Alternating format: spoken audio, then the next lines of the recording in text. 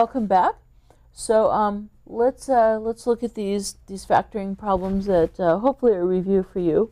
Now on this one, you may be able to just look at the numbers and know what the GCF is. Since 8 is a factor of 64, the GCF of those two is 8 itself. And then it's pretty clear. You've got common factors of x, so with the lowest power being the 3 power. We have common factors of y.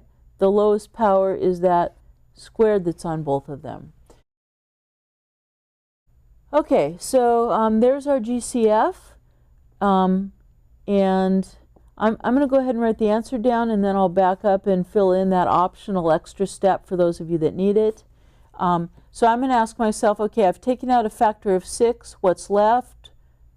Left would be a factor of 8, or I can ask myself 8 times what would give me 64, and I answer myself 8. How many factors of 2 would be left? Of 5 would, how many factors of x are left after I've taken out 3? Well, there's 5 factors here, so I must have 2 factors left, so x squared. How many factors of y are left? There were 2 to start with. I've taken 2 out, so none are left. Then I need to match this sign, the minus sign. Is there any numerical factors left? No, there's an 8 here. I've taken the 8 out. How about x's? I've taken all 3 factors of x out, so no x's left. How many factors of y? None. I've taken all of them out. So, gosh, what comes after that minus sign, or should there even be anything?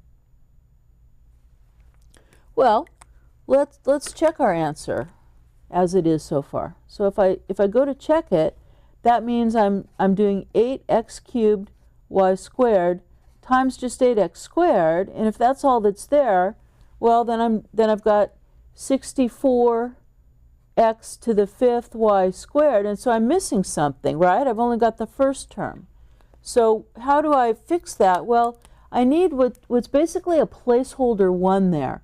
So when you factor everything out of a term, it's not that you have no factors left. Think of it as having a 1. And now if with that in mind, if I go to check it, now it'll work because, okay, distributing, I've got that first term that we already wrote, and then I'll have 8x cubed y squared times negative 1, so I get the minus 8x cubed y squared back that I need. So it checks out.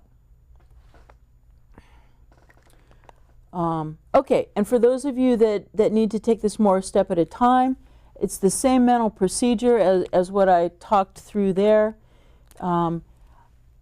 If I rewrite the 64x to the 5th y squared as something as 8x cubed times y squared times something, I'm going to need an 8 and I'm going to need an x squared. Then I have a minus.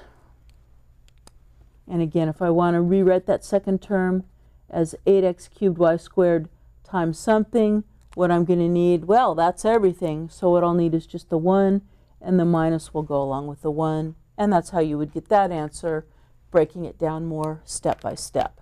Again, do whichever version works best for you. Okay, and then I also asked you to do a problem factoring out a binomial common factor. So you just write the common factor, which is the parentheses out front, and then in a second set of parentheses, you write the 2 terms that it was distributed into. And again, this is just like the process if you had been asked to factor, say 2t plus 3at. Okay, you'd say, I can factor out a t or undistribute a t, and I'd have 2 plus 3a. Okay, so it's the same thing, but with parentheses instead of just a letter. Okay, I hope that went well for you. If you need help, especially, this is the one that tends to throw people. So if you need help, just come on in and get some help. And we'll go on and do some more factoring of a different type in the next video.